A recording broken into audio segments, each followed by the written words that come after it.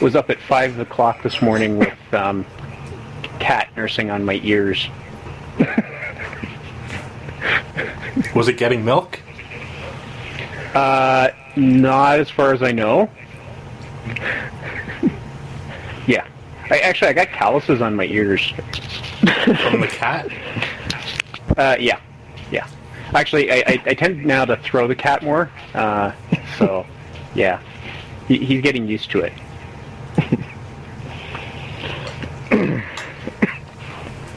Yeah, how do you follow that up? I don't know.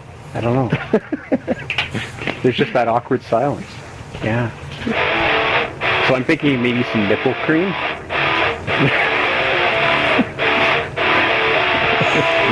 Nipple cream.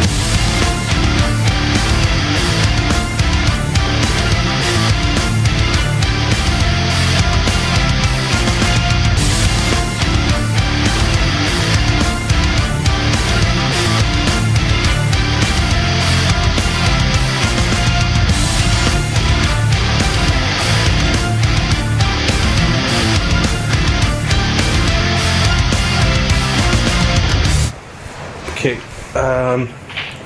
tell me what this is.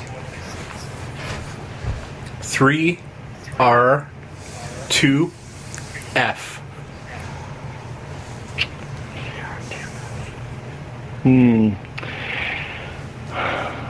I don't know. Star Wars Android, maybe? Close. Oh, I know. What? Any other guesses? No idea. No. Ah. Dana, would you like to say, or I think I got it? Go ahead. I think that sounds like part of a code.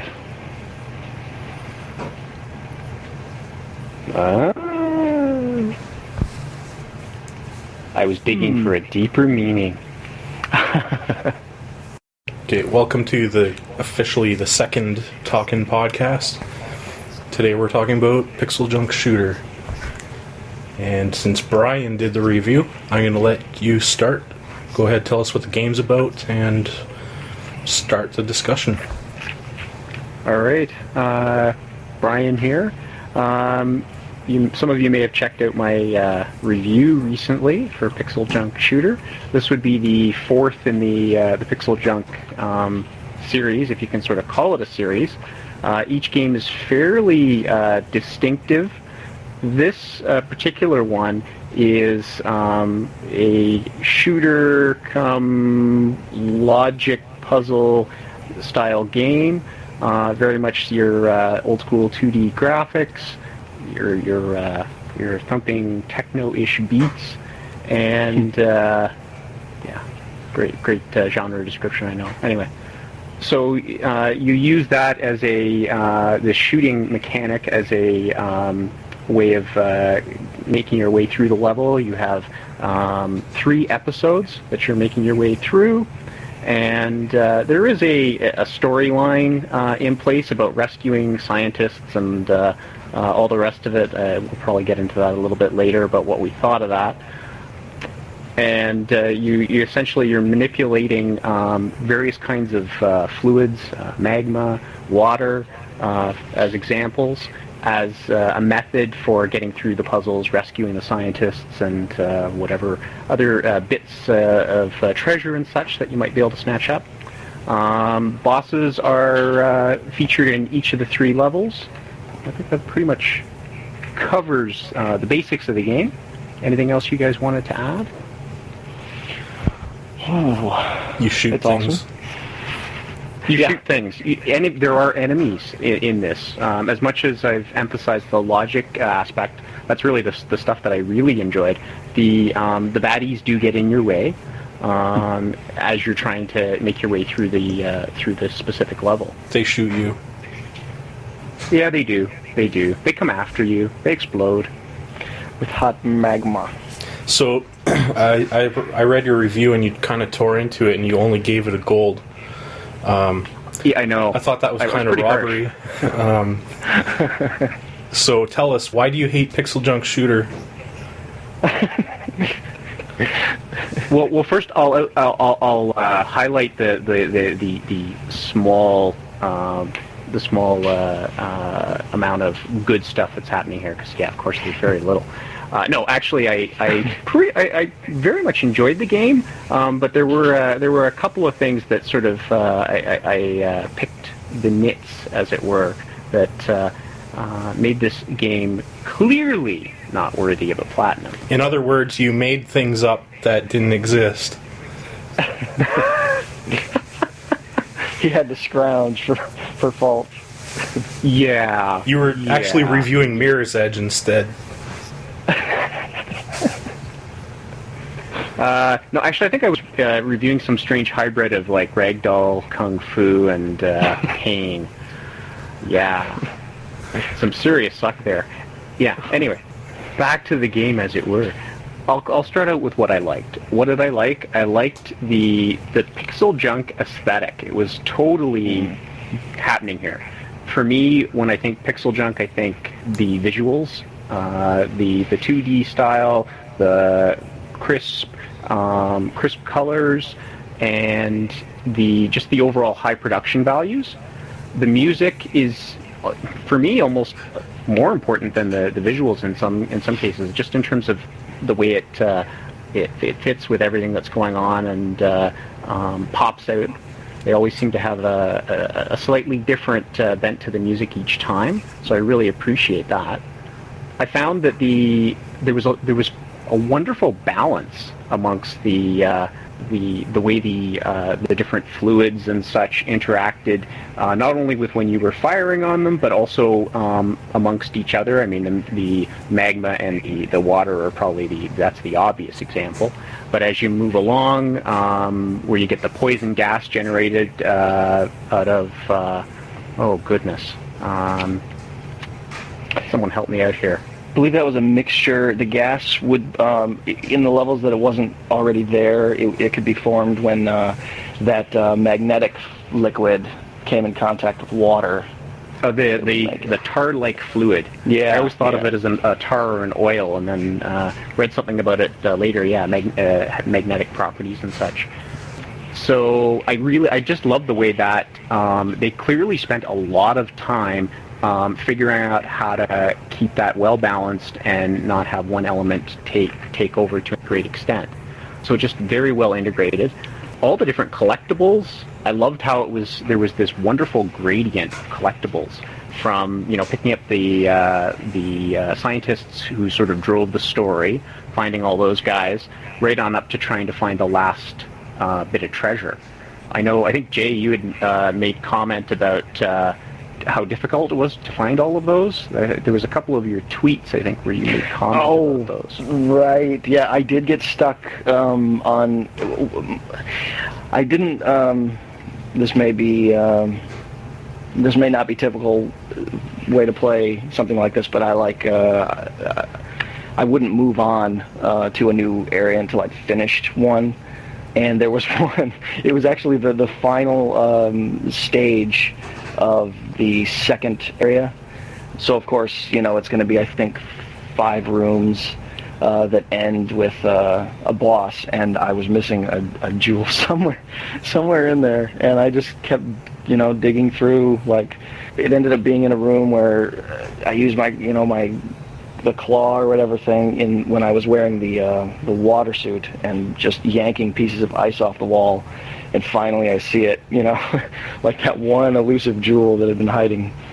Other things that's... Oh, yeah, go ahead. No, I was just going to make a comment when you were saying you really liked the liquids, and the physics of all that. I loved that you would go into areas where you could tell that you were encouraged to just play with it. Like, it may not have been a way to necessarily move into the room. In fact, sometimes I would be done with the room, as far as, the door was open, ready for me to move on, because I'd collected all the scientists. But maybe, I would notice that if I fired a steady enough stream of bullets at the magma, I could get it to project up and hit this ice in the ceiling, and sometimes you would find a shield hidden back there or something, because you did that. I probably spent more time in the rooms just playing around with the liquids and clearing, every bit of a wall that I could shoot away and whatnot before I would move on. Well, you in mentioning about the playing with the different fluids and whatever, one of the moments that really popped out for me, I think it was in the first episode, where I found myself stuck in a dead end, or what I thought was a dead end, and I just sort of accidentally happened on playing around with the water in a particular way, and it wound up clearing the path, and that was brilliant. And there's lots of other little moments like that sprinkled throughout. I don't know if anything like that popped out for you, Josh?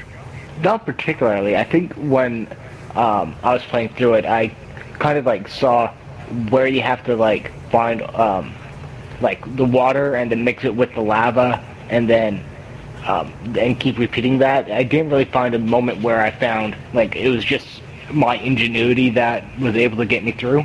It was more of just figuring out how the guys made it to do so. That being said, I did really enjoy the game. It was an amazing experience. And I think, the fluid mechanics and all that is amazing.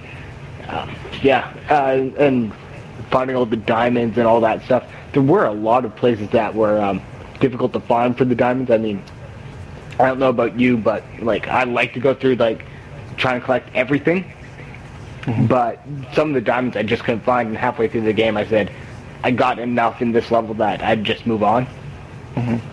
Now, we haven't touched too much on the bosses.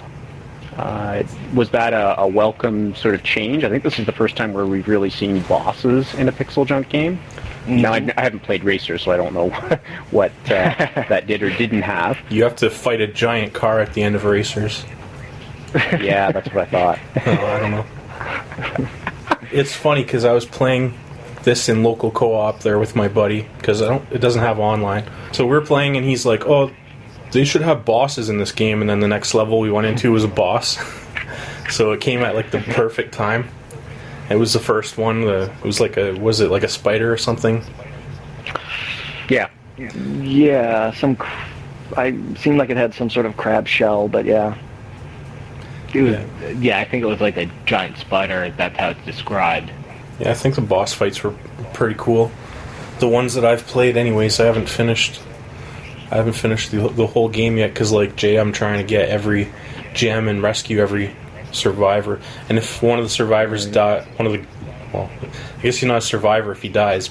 If one of the guys dies that I'm trying to rescue, I just start over because there's no point for me to continue at that point. I do like that.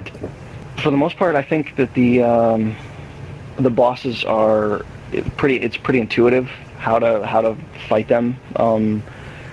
If that takes having a part of the the boss's body be a bright color, or on one the parts that you should focus on at any given time would maybe be flashing or something like that. That's probably the most obvious hint, but I like that it wasn't so much the puzzling wasn't so much left for the bosses. It was figuring out their patterns, how to stay out of their way, where to shoot them. Yeah, well, I felt like the bosses, and I think I mentioned this in my review, but that the bosses where the game became more of a traditional shooter. Up to that point, the levels are very they're short, they're focused on the puzzle aspects, and then you get these boss fights where you really have to rely more on reflexes. I was just going to say the only boss I didn't like was the last one, just because if I felt like it took me so long to destroy it, rather than I would just have to repeat the same thing over and over again to destroy it because you can't hit the fire button fast enough. And I think the shooter aspects, I think shooter is a bad name because it really isn't a shooter. It has shooting aspects in it. Right. Yeah. Hey, I like that name because that's one that I suggested. They didn't pick me though. I got screwed in that one, but it was one of the ones I suggested. What would you have called it? elements or something along that line. I would have gone elements. Because No, I remember that yeah. was a popular one. Yeah, and they had a specific rationale for it. They felt that elements didn't capture the action aspect. Right. But I feel like the action part was only about half the game. Right. I mean, the strength, the obvious, the main focus of the game is definitely your, interaction with the elements, with the liquids and whatnot. I think that would have made more sense. Well, if you look at their previous games, for example, PixelJunk Monsters, the whole game isn't just monsters, but nobody complained about that name. It should have been called PixelJunk Towers and Monsters and Trees, right? And gems and whatever else, coins, but they just called it monsters. So that's why I said, you shoot, it looks like a shooter, call it PixelJunk Shooter. It's simple, it's the PixelJunk way. Right. Monsters, I think it should have been PixelJunk Belly Button, because it's really stood out for me, like Tiki Man's belly button in that Monsters dynamic theme, and there's something kind of dirty about it. I don't know. It's probably just me. Does he have an Audi? I can't remember. He does. He has an Audi. Tiki Man has an Audi. Okay then. So, back to this game. Yeah. What did you Hey, think of you started talking about the other PixelJunk games, and then I went there. Anyway. What did you guys think of the controls? I never fought him. I think it just makes... You know what? Actually, I never had any problem with the controls, but I found it really interesting when I decided to try remote play, which has a different layout because you're not using, it's not a twin stick anymore. How I played that, where you used the symbol buttons for different things that you would normally be a combination of other buttons. I played that for maybe 30 minutes and went back and was trying to play with the remote play scheme. Like, it just clicked. So it's not just that they came out... I think it's not just that they came up with a good control scheme. I think they came up with two good control schemes, because that remote play one stuck after, like I said, like 20 minutes or something. So would you buy the game again if they made a portable version? Maybe put a couple like different levels or extra levels or something? Well, if there was more levels in any form for this, as an expansion for this, which I think we could probably safely assume we'll see an encore at some point. Oh yeah. If there was, if it was whatever comes first, if it's that or a PSP version, if that maybe has, if it's more levels, more of this, I will definitely get it. Oh, a PSP version would be awesome. What if it was the exact same? Oh, I don't know. I've tried. This is the. Did Racers have remote play? I don't recall. I know that I've tried Monsters and I've tried Eden and this on remote play. And remote play, and PixelJunk Shooter, I don't know if it's the specific graphical style that they went with this game, but it looked absolutely clear on the PSP, whereas the others may not have. You can't, sometimes it gets a little blurry maybe. Yeah. And that game was just sharp as could be, playing it remote play, and it's a lot of fun. Especially, they've already got a control scheme that if they did do a PSP one, I don't know. I think it would be a lot of fun. I think I would probably get it if it was even the same thing. Well, I know with Eden, I think the developers had made some comment that some of the visual effects would have been difficult to pull off on the PSP, like it would have taxed it too much. So I'm wondering if the fluid physics, whether or not that would be something the PSP could handle. Right. Okay, what's going on in the background? That would be my cats. Everyone hates the kitten. Give them some milk from your ear. Yeah, really, eh? Sorry. All right. I'm back on track. I thought the controls were awesome. I asked Dylan, I remember me and Brian at least were pretty excited for Gravity Crash, and then when the demo came out the same day that the game came out, they lost a sale for me because if I didn't get to play that Oh. demo, I probably would have dropped my $10 and immediately regretted it. The controls were terrible, and I was expecting PixelJunk Shooter would be similar. And I shouldn't have thought that because, I got more faith in these guys than that. But I really don't know what they were thinking with Gravity Crash. But anyways, I asked Dylan on Twitter if it was going to control the same or not, and he replied saying that no, it was more like cats attacking each other. Excuse me for a moment. He said he described it like Super Mario Brothers, which I didn't understand, couldn't comprehend how it would be like Mario at all. But after playing it, I completely see that comparison. Like, there's just something about it that feels right. Everything about it, the movement and everything, the little nuances. Like, if you spin the right thumbstick, you can actually, like, when the gas is coming up out of the ground, and normally it would go, like, if there's an obstacle there, it's going to go around on both sides, for example. If you stand on one of the sides and rotate, it'll actually push the gas away and keep it so it kind of flows where you want it to flow. I thought that was kind of neat, too. But, yeah, everything about the controls, at least the PS3 version, like, I didn't play the remote play control scheme, but I'm going to try it now. Yeah, it's pretty neat. I think they completely nailed it, and I'll buy any... If they can release as many level packs as they want, I'll buy them all. And I'll buy a PSP port, a PSP spin-off, whatever, anything. I really hope that they give it the same treatment that they've given the last couple anyways, with at least an expansion. And I've heard that the ending is kind of like a hint towards that, so that's good. Oh, absolutely, yeah. Josh, have you seen that? Yeah, to be continued, definitely. Right, yes, definitely. Yeah, absolutely. I'm back, by the way. One less cat, but yeah. My ears feel okay though. So, in case anyone's concerned, They're not tender anymore. they're always tender, but yeah. I do declare it is under control.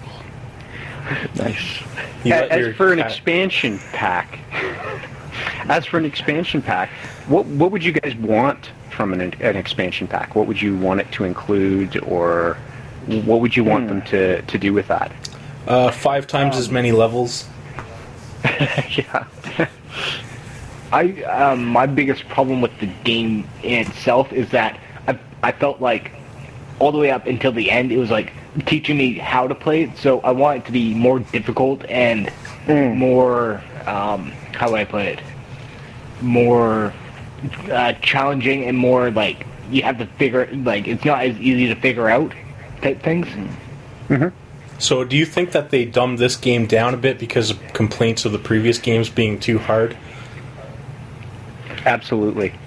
I think it's going to be it's got to be delicate, like, balance to try to figure out what's too hard or too easy, because I know that myself, I don't know if I just don't have the tower-based, the tower defense game mentality, but I cannot play monsters. It frustrates the crap out of me if I can't, after the training level, I can't beat a level without villagers, get somebody getting taken. That I know people do better at the game than me. But it seems like if you look at it like from that, for me at least, monsters I can barely play, which I really want to, because it's a great looking game, great sounding game. It's the PixelJunk way. Eden was not as hard because I could play that, but definitely you had to figure out a lot of stuff. Like, I know, Dana, you've mentioned like the floatiness of your guy and whatnot. This one is definitely the easiest one, and I actually would have preferred maybe an option to turn up the difficulty, maybe just one notch. For me, the difficulty wasn't so much in the enemy strength or anything like that, or the amount of enemies. It was the levels should have been bigger and more complex, so the fluid interfering with each other would be more dynamic. Mm-hmm. It wasn't as intense an experience as I think I was expecting. It's actually quite relaxing to play, I found. All right. Anyway. Yeah. I think there was maybe one level that was an exception to that for me. Well, actually, towards the very end, there was one room that was like when they were introducing all the different liquids in different areas of the room. That was crazy. But there was one that I had a lot of trouble with. I don't know if any of you guys will recall this. One where you came in from the right side of the screen and the lava was flowing down the left, and you had to punch holes through to make it flow a different way so that you could get to the right side of the room, but you had to like move to the other side of the lava at the right time or something. I had a lot of trouble with that one. And I do remember that one. You remember that one? It didn't frustrate me, but I would have welcomed more challenges like that. That's exactly what I wanted. Like, just trying to figure out different ways in that level, diverting the lava so you can go around while saving everyone. Mm-hmm. That type of thing. Mm-hmm. I think for me, getting back to Dana's original question about, why was I so hard on this game? What Josh has been talking about, I think that captures part of how I feel.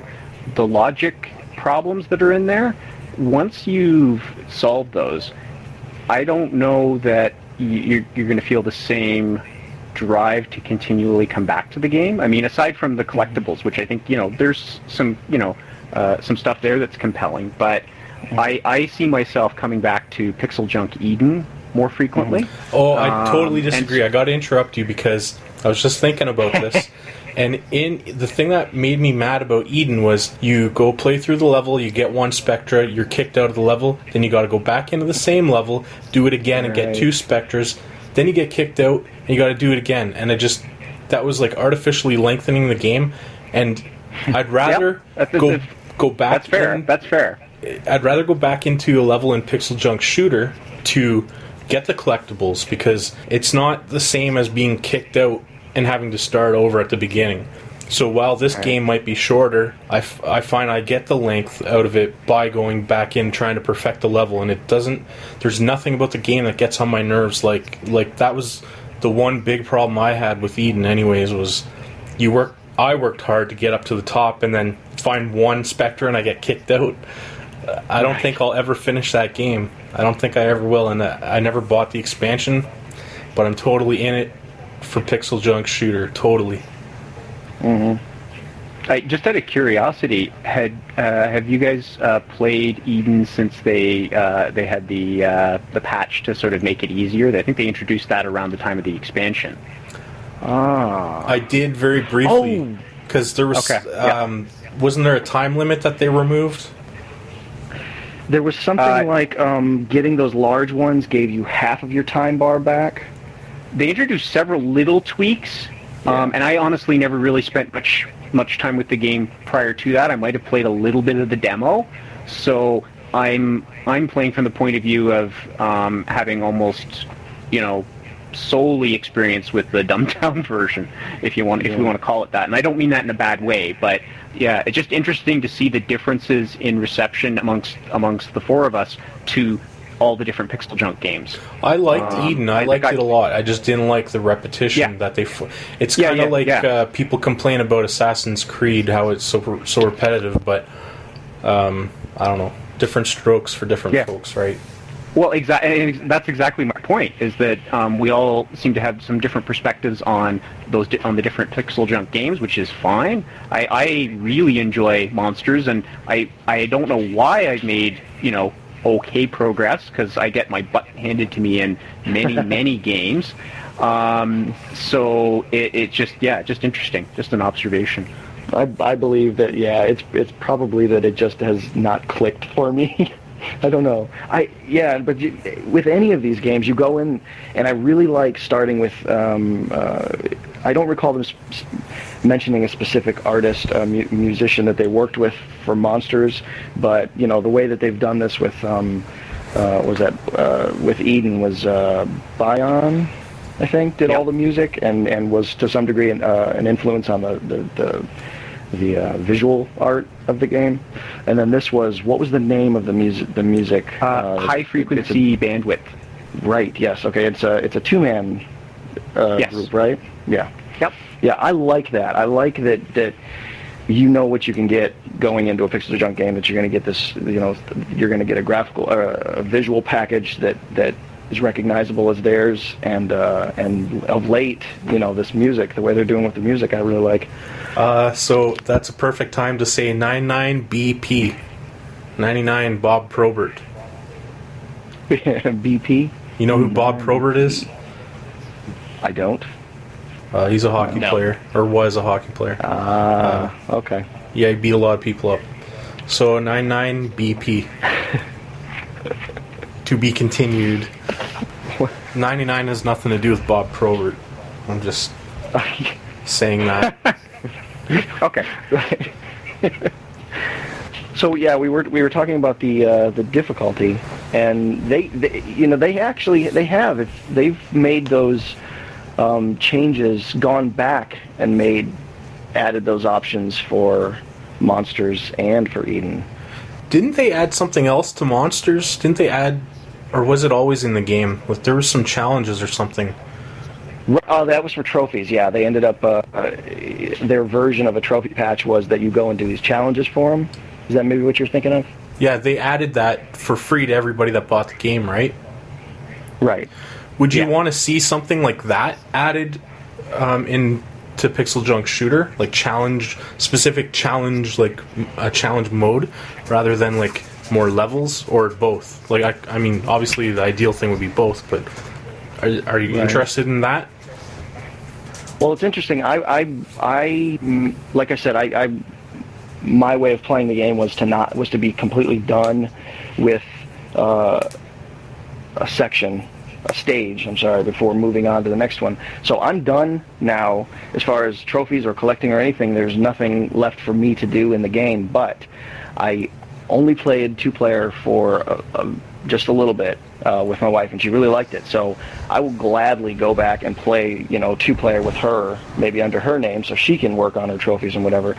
I'm totally interested in going in and playing 2-player because I recognize even the little bit that I did that'll be another element of the game. But also I noticed that there are people that at different times on my friends list on the leaderboards had higher scores than me, but maybe had less of the jewels collected or something. And so I realized that I'm interested in going back and playing, because I think that there's a certain way that I could try to approach fighting the enemies a different way, maybe holding off on some of them until, how after you would do something it would trigger more guys to come out. I think as far as being able to get multipliers and things like that, I don't know. Like, I'm interested because I get the sense that I could go in and play it different than the way I approached it the first time. And that's with no more objectives for me to do. I still want to go into play. So anything... there's always the leaderboards to aim for. So that's true. Which again depends on, I guess, what kind of gamer you are and what motivates you.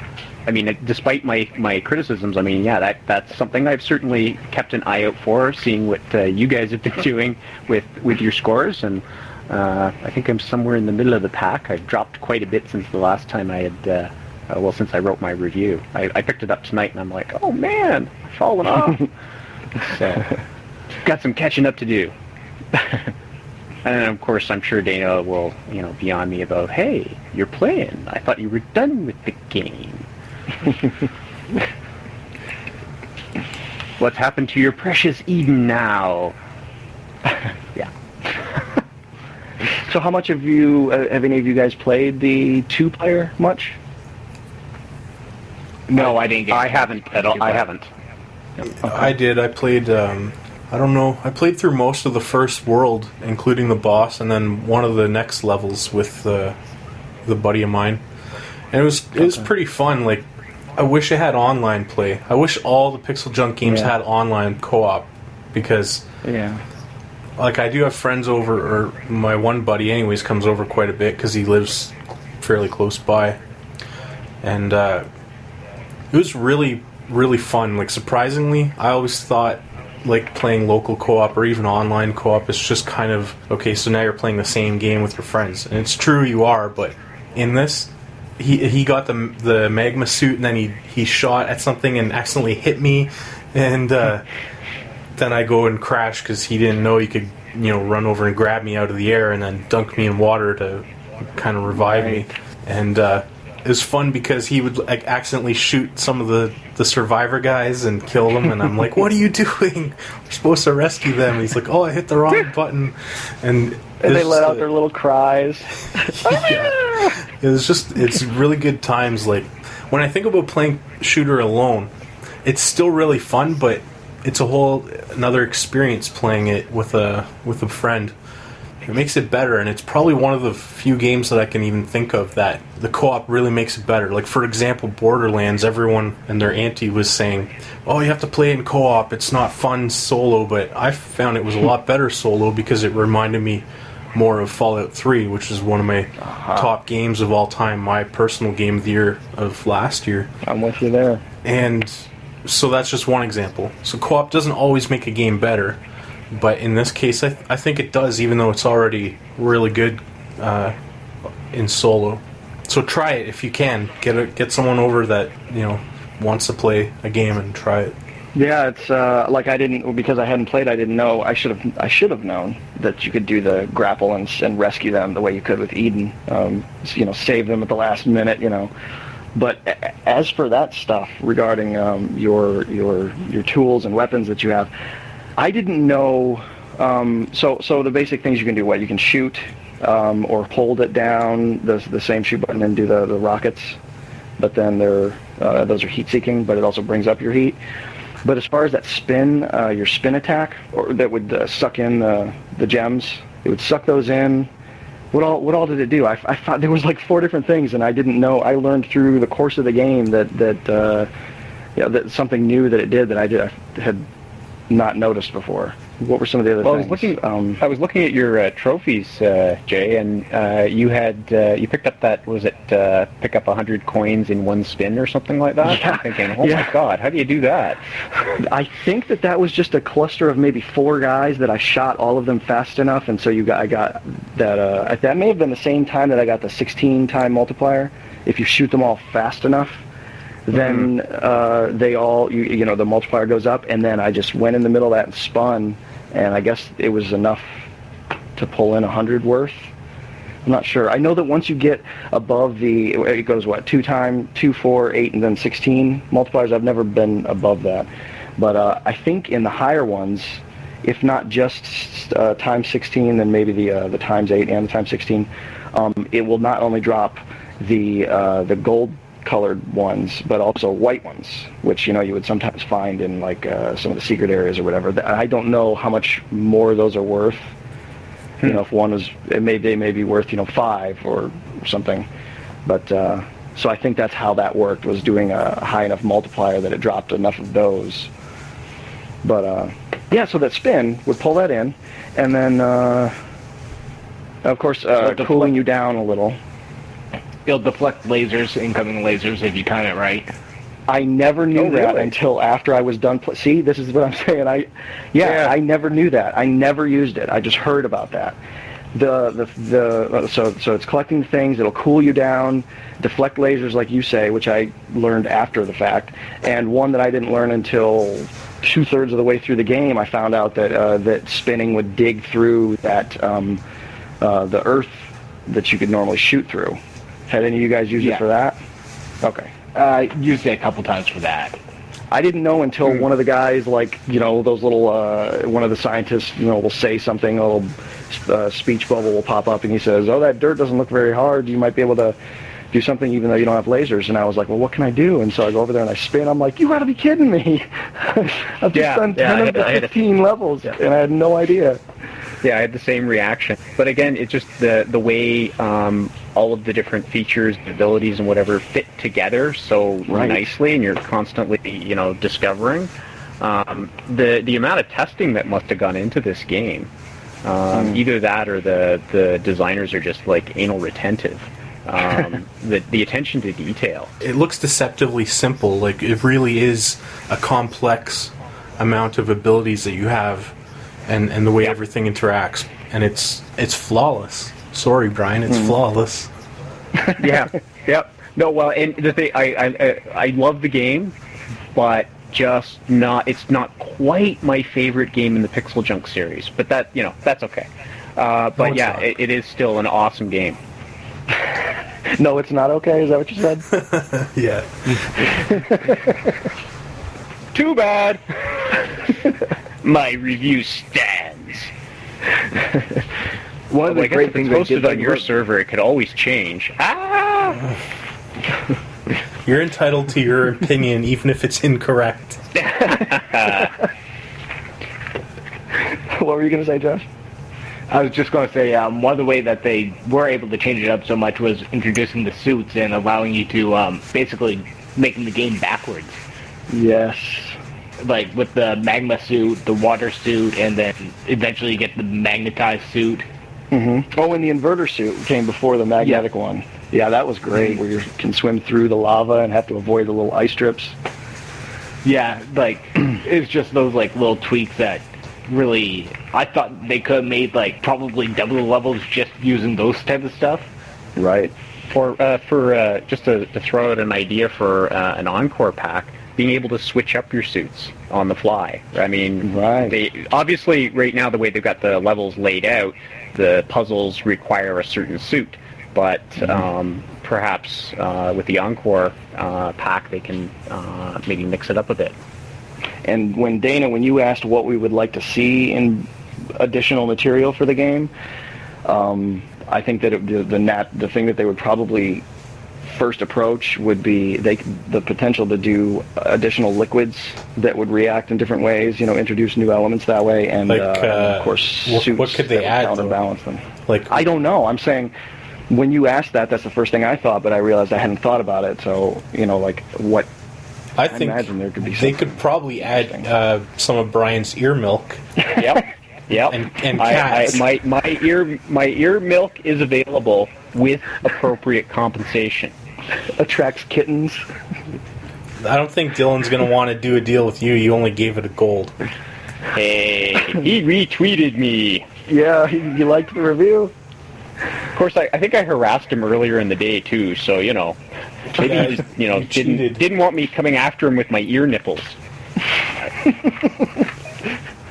He was just scared. So Jay, I think that you had awarded the game a platinum. I know you didn't write a review.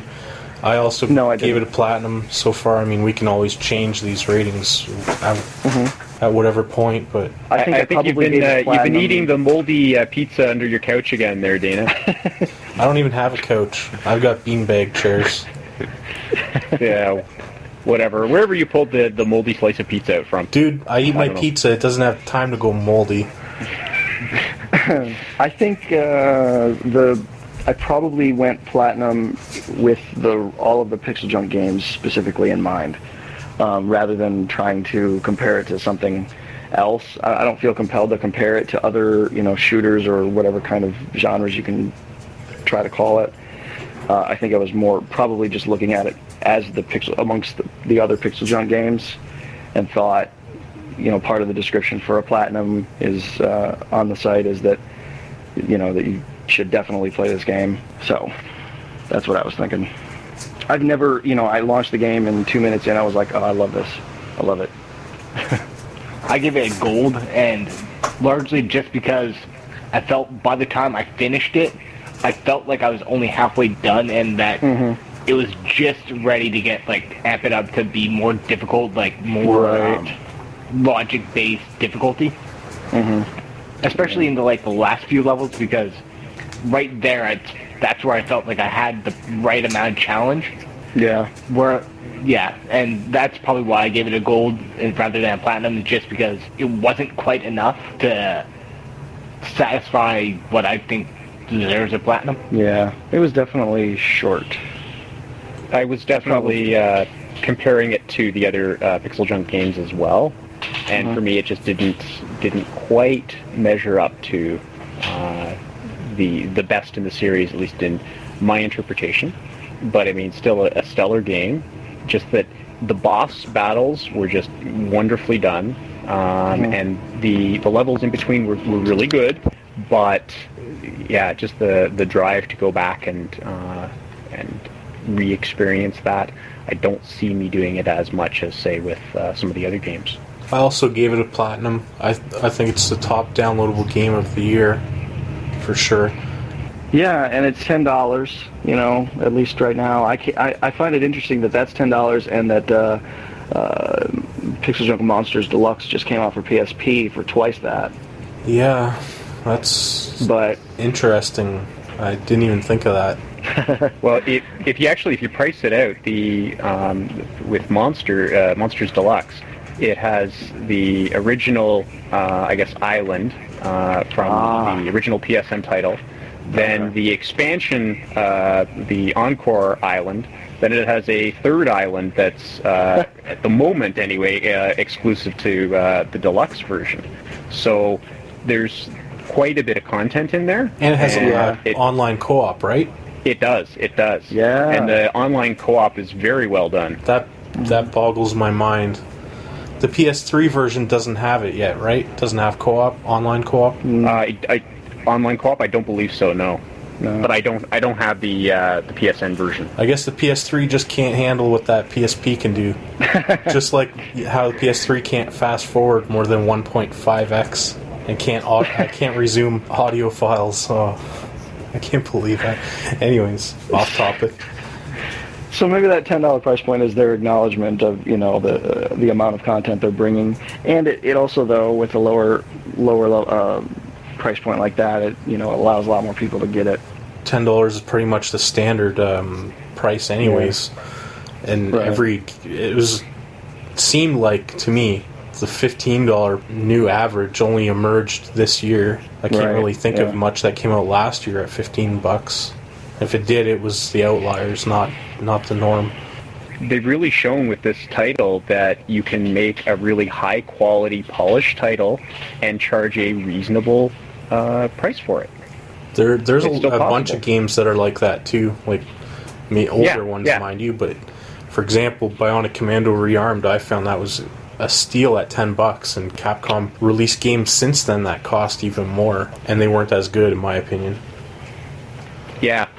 Well, there's some of the long-standing developers that seem to feel like their IPs are worth a premium dollar, no matter what the actual content of the game is.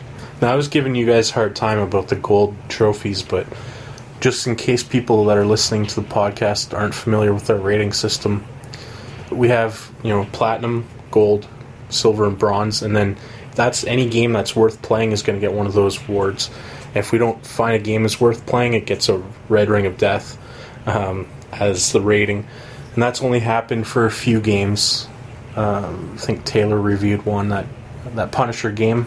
It launched and it was completely broken online only game, mind you.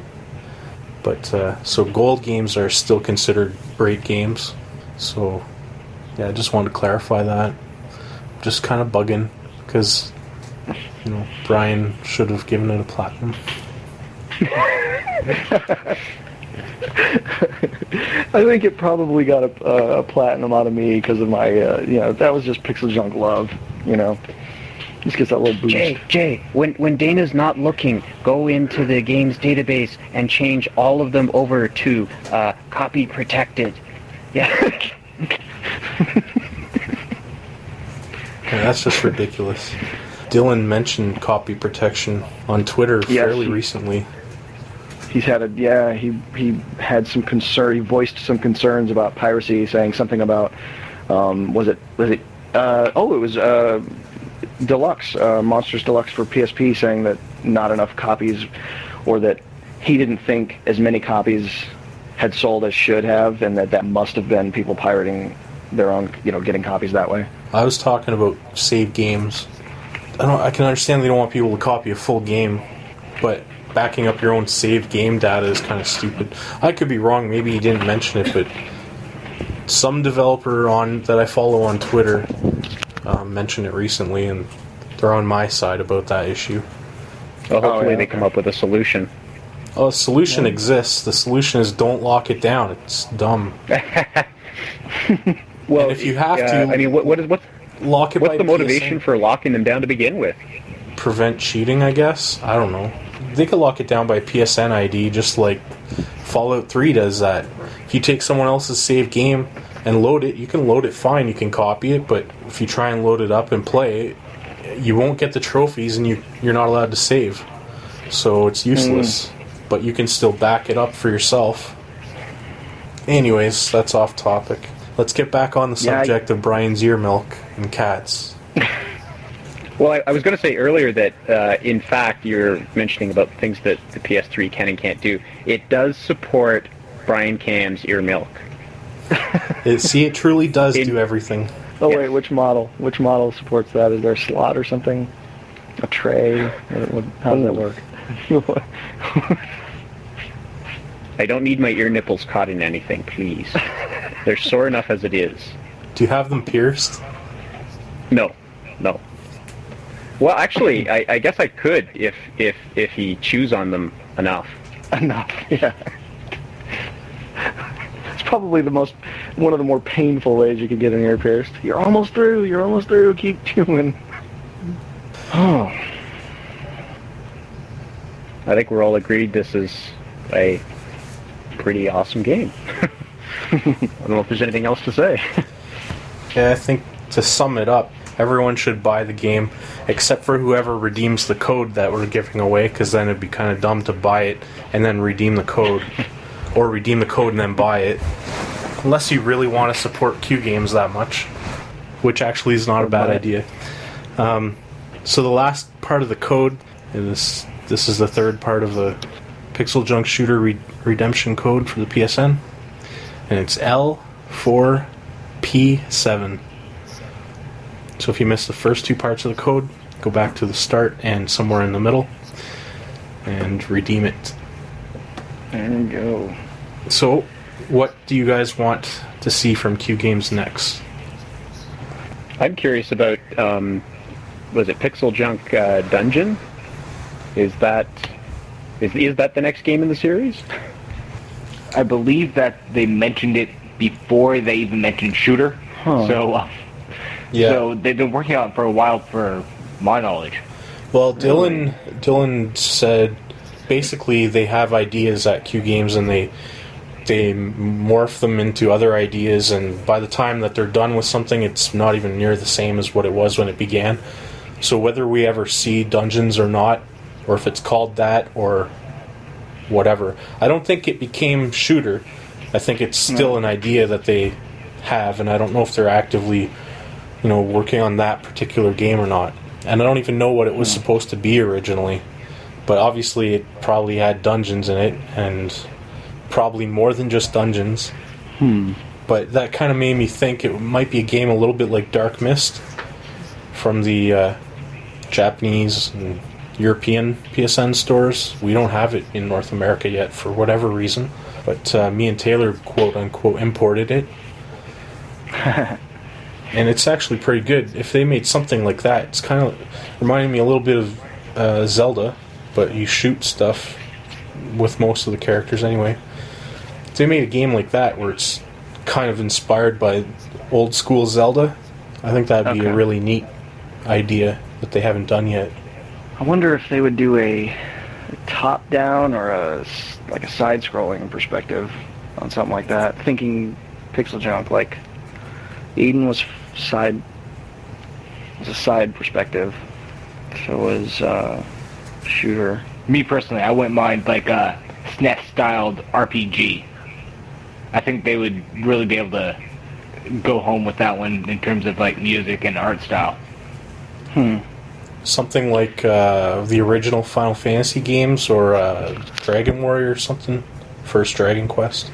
Yeah, something like in that vein. It'd be interesting because I would have to think that if they maintain the theme, or one theme that stood, is that whatever they do, even if it was something like that, it would be a very simple approach. I would think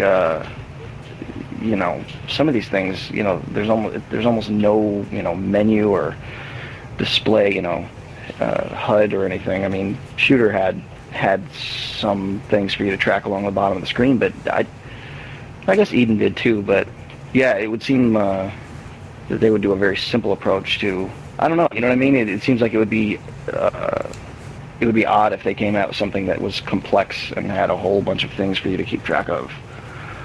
I agree. I think that's probably why I would like them to do something like that, just to change it up, like change that old style like menu-driven system up to more of a sleek, aerodynamic design. Right, something visual. I know exactly what you're thinking of, and it's called Half Minute Hero, and it's for the PSP. I think that game, other than the fact that they go retro with their graphics, like 8-bit sprite kind of thing, that reminds me of a PixelJunk game. Like, it's something I could kind of see them doing, because it sounds offensive when you say it's dumbed down, but it's not. It's made...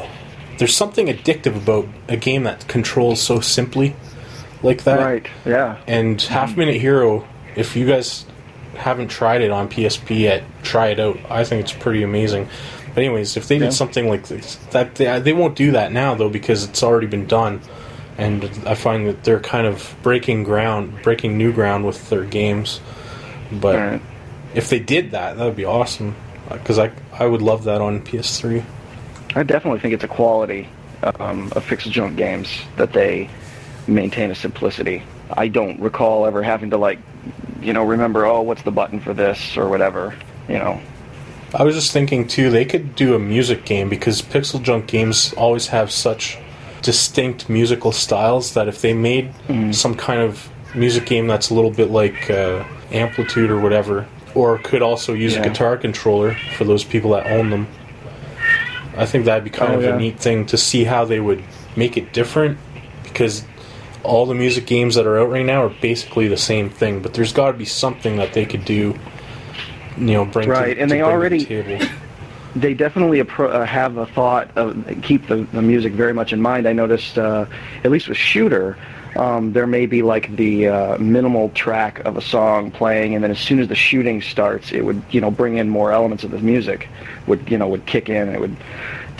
I don't recall whether they did anything like that with Eden or not, or whether that's kind of a new little tweak that they did as far as the music's concerned. Do any of you guys recall anything, like whether they did any musical response to what you were doing in the game previous to Shooter? It's been too long for me. Within I don't recollect games. Yeah. Yeah. I know that really would get me amped, in Shooter. Like you're in. I mean, the music was great already, but then as soon as they start, you start firing, and then like the drums come in and things like that, and that was really great. And I think, that they would probably handle a music game, pretty well. Yeah, I would like them making it like an Amplitude or Res style game would be pretty cool. Yes, that would be neat. See, I am kind of sick and tired of music games, but I think that they could bring something different that would save that genre from self-destruction. I would think they would do something along the lines of, it would probably be more visual. And let's see. Have any of you guys that maybe watch Co-op right now? Did you watch the One Up show before they left? I think towards the end. Do any of you guys recall them doing that round table sit down with all of those indie developer guys? I know Jonathan, what was his name, that did Everyday Shooter was there, and Jonathan Dylan Mack. from. Yeah, and I remember that Dylan from Q Games, that he really liked Everyday Shooter, and that is very much that kind of thing where, I mean, it was just a simple shooting game, but the music was absolutely fundamental to the gameplay. I think that I could see a PixelJunk game that was like that the musical responses would be something that you're doing, would be to something you're doing probably on a simplistic level visually. Imagine if they collaborated on a game. That's kind of what I was thinking. Oh, that would be awesome. Yep. I think Jonathan's making a game right now, because I see him tweeting weird stuff once in a while. That sounds like he's definitely working on something. I hope it's for PS3, whatever it is. So, is there any final thoughts then? Any closing thoughts from you guys? Just to reiterate what you said, Dana, go out and buy the game. It is a good value for the money, and I know sometimes in my old crusty ways I will go on about price point, but this is definitely worth the money. I agree. It's definitely one of the best PSN games that have been released in the last year. So, yeah, go out and buy it. Well, technically you don't have to go out. It's very likely that anybody that gets this code is going to end up recommending it or telling somebody that they liked it. So, I mean, if it's somebody that maybe intended on buying it in the first place, you may hang on to that code and pass it on.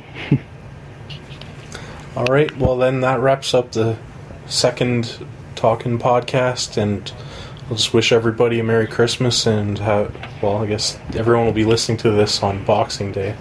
So technically Christmas was yesterday, but we're recording this a couple days in advance because we're all going to be busy, and it's actually Jason's birthday, so happy birthday, Jason. Oh, yep, I've got another 30 minutes in my time zone.